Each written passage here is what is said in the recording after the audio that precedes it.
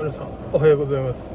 リニ貴族の原 D です。今3時46分なんですけど、これからヨッシーとムンとフジモンを迎えに行きたいと思います。試合なんですけど、これ雨音入ってますかね。すごい雨降ってるんですよね。ちょっと見ますか。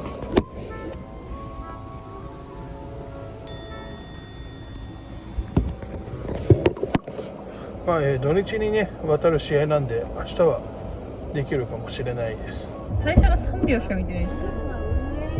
まあうまかった藤本。マジでうまかったまだ。元気になった。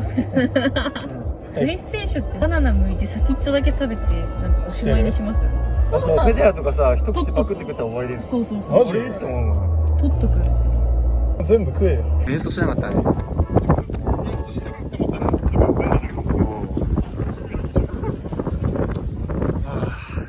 そう、この景色がすごい良かったの覚えてる。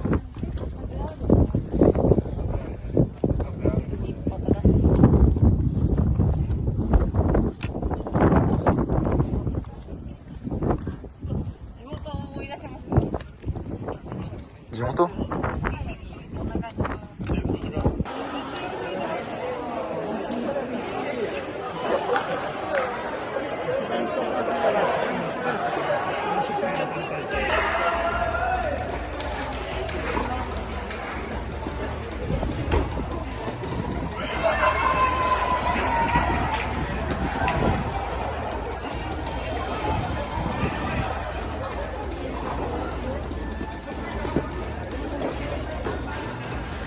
前だ。